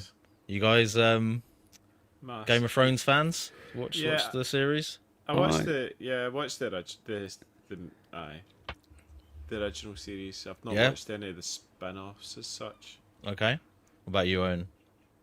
Yeah, I watched the whole of Game of Thrones. I also I'm pretty sure I read A Song of Ice and Fire. I think I read the next one as well. Yeah. They were good books, to be fair. Yeah, I read all the books and watched the series. Obviously, can't remember what the differences were between the books and the series. Although many people complain there's lots. That's But, the choice. That's the choice of yeah, the books. Oh, well, that's Yeah, always it's- the case, right? Yeah. Yeah, exactly. You can't directly translate. I think it's quite funny actually when people get massively pissed off when they change stuff. It's like obviously the Yeah. books have got like over 100 characters in them probably if you Yeah. add them all up. So it's never going to work if you try and have that many storylines going. But anyway, that's going off piste a little bit. Again, George R.R. Martin, the writer of the Song of Ice and Fire series. If you've ever seen what he looks like, you can probably tell that he's quite into his food and drink. And in his books, he's very, very descriptive and verbose about food and drinks. So there's quite a lot of content in there which is ripe for kind of recreating the sort of drinks and beverages that you might find in that world. So we had quite a lot of options to choose from there, but I guess kind of similar to Tolkien. Quite a lot of them are fairly similar to your kind of traditional kind of English sort of ales and medieval drinks. Lots of mead and stuff like that. But there's lots of different regions as well. So there's more wine focused areas and things like that. But there was one specific drink mentioned that we thought would be good to use for this, which was the black beer of the Night's Watch. I thought it was quite an interesting one because it's in the Night's Watch are the guys who guard the ice wall in the far north. So it's very much extreme kind of cold temperatures. But they've got a very, very dark ale that they drink to keep them warm. So the sort of description of that is a sort of heavy, very viscous sort of imperial stout, or perhaps a Baltic porter style beer, the sort of thing that in that sort of desolate and very cold environment would act as, kind of like liquid bread for you, essentially, helping to warm you up a little bit as well, with a very kind of, robust, kind of bitter, roasty kind of flavour to it, high alcohol, all that sort of good stuff. So yeah, black beer of the Night's Watch. If we were going to make this, I mean, I think we're obviously thinking down the Imperial or Baltic Porter or Baltic Porter Stout kind of route. But other than that, what could we do to make it more themed to Game of Thrones and the Song of Ice and Fire? I think the good question, Triggy. I think the lore of the whole Night's Watch is that you would typically be you're either kind of going there to escape, or you're pretty much like a convict, right? That's Yeah, it. that's right. So it was kind of a sacrifice to be a part of the Night's Watch. It was kind of like it was a lifelong commitment, right? Like you couldn't really leave the Night's Watch. That was it. So I think that whole kind of raspy finish to the beer kind of almost feels right. So I'm leaning more towards like old school Impy Stout or Baltic Porter. Yeah. So not what we typically know of Impy Stouts these days, which tend to be really sweet. Whereas old school Impy Stouts were quite like, not raspy, but definitely drier and a bit more biting. As with everything, like our palates sort of, with hazy IPAs, like our desire for bitterness is rounded out. It's the same with imperial stouts. So I'd probably go like proper old school.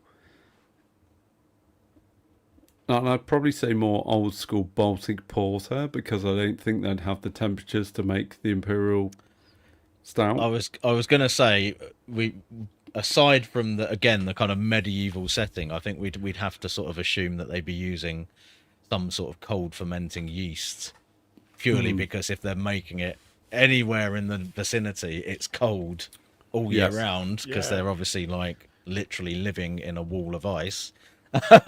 So there's got to be some kind of like lagering element there to it, or at least yeast that is happy to be in those cold temperatures. So yeah, I think Baltic Porter is the way to go. And it suggests that it needs a rapid warming sensation, so I'd suggest it's probably at least 14 to 15%. Yeah, we're going quite pokey again. Yeah. If not, they might be grogging it. Just get like really warming. Yeah. So it might even be like 25, 30%. If they're just adding a load of like kind of whiskey to it, perhaps. But equally, as you might lose that thick, chewy thing if you start to grog it too much. It's just going to thin it out. But it's like a kind of one-off beer, because they're soldiers or guards. Then they're not going to be drinking all the time, are they? so it's going to be a one-off event. So it does tie in with a high ABV. Just Yeah. like a special, yeah. Unless they're sort of being provisioned, much like they might do on the, Rum. you know, in the Navy.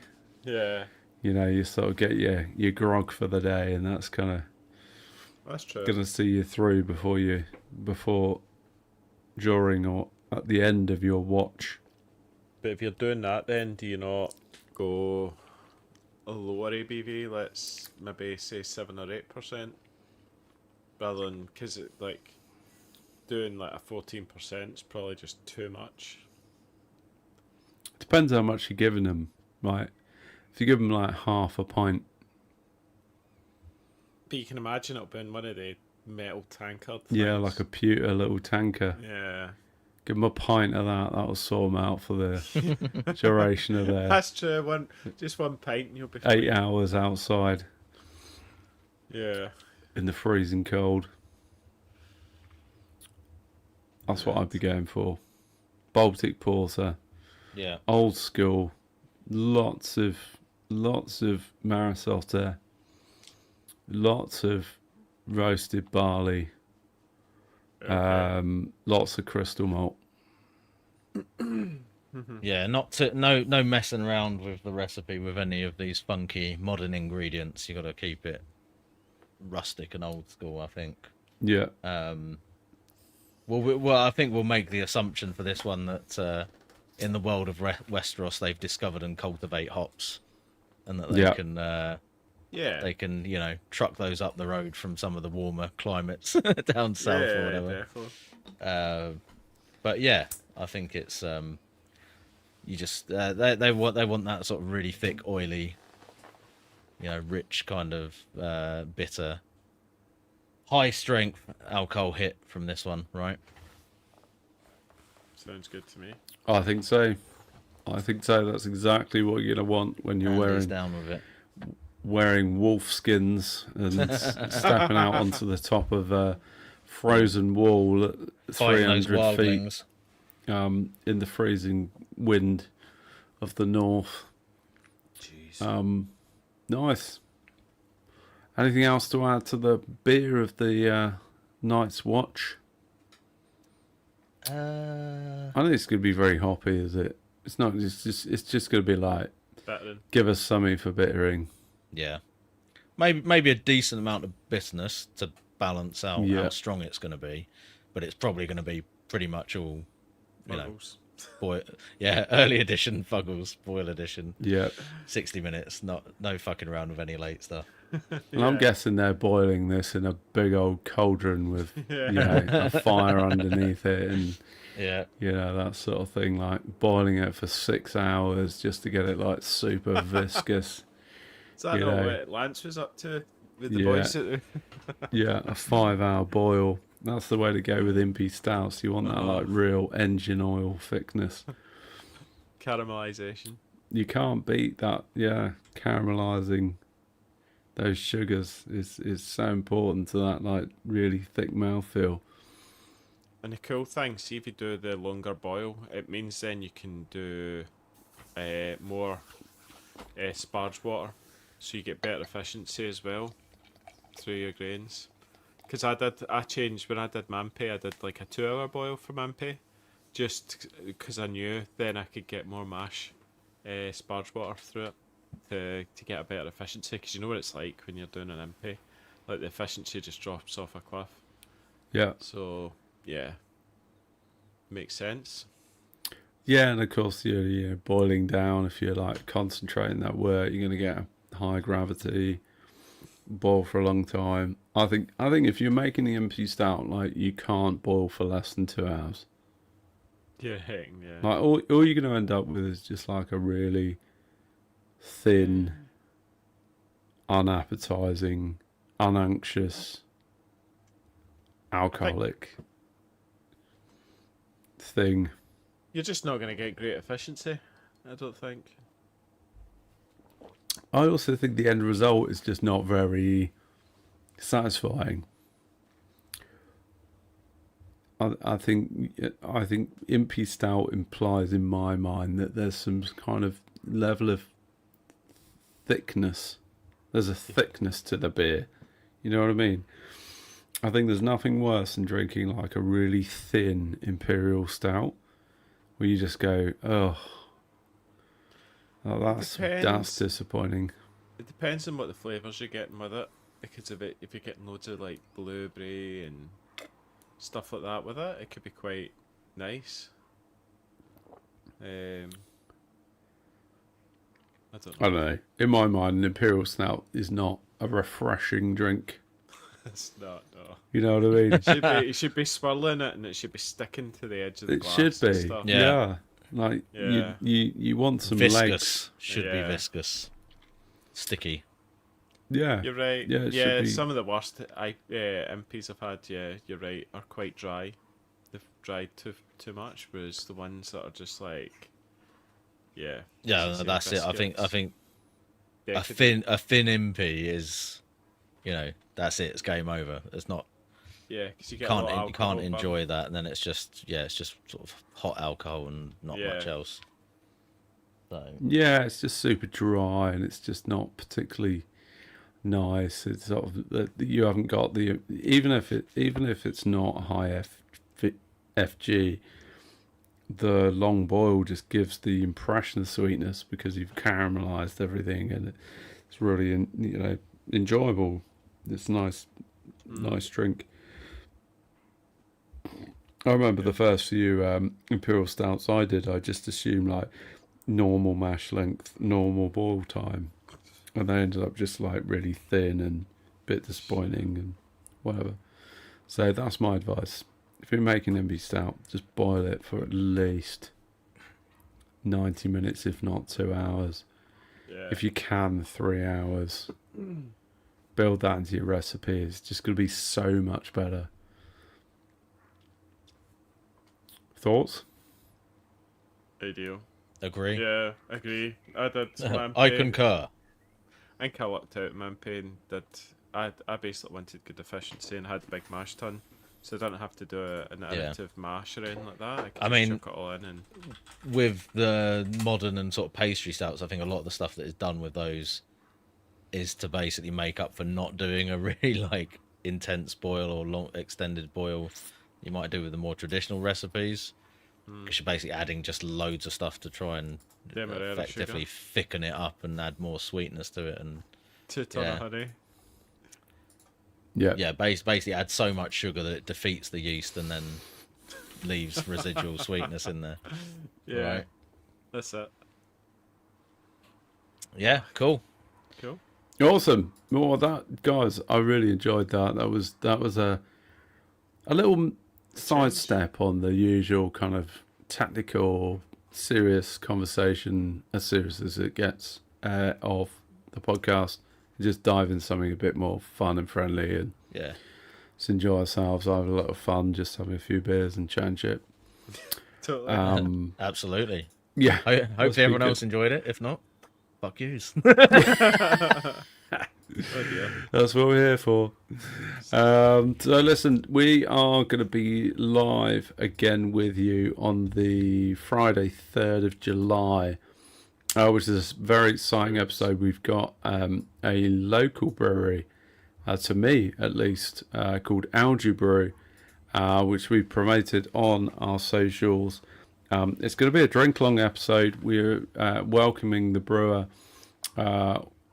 onto the episode. We have a link on our socials if you want to purchase and can purchase the drink-along pack. It's a 6-pack of beers.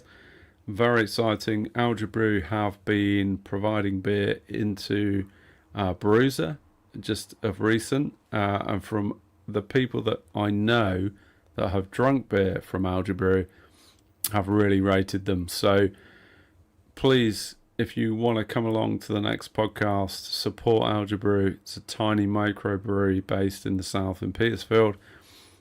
Go support Ed and the team there. Yeah, he's on Insta. You can follow He's him. on Insta. Yeah, check him out at Algae Brew on Insta. Go and join, follow along. He seems like a very cool dude. I've not talked to him yet. I've been chatting to him a lot. So we're very excited about this one. We've got our beers arriving fairly soon, which we purchased just to support small breweries. We're not into just blagging from small fledgling breweries. Ed's been very supportive. We're looking forward to the podcast. It's going to be an awesome one. So that is Friday, 3rd of July, starting at 8 p.m. as usual. Come join us there. It's going to be really good fun. Guys, are we done? Yep. We are indeed. Adios. We're going to go for a live Bit of after party fun. Yeah. In the chat already. Cool. There you go. I'll stick it on Discord. I'll stick it in our chat. Blah, blah, blah. We'll be there. Come join us. Fun times. Cool. See you there, guys. Bye-bye. See you later. See you guys.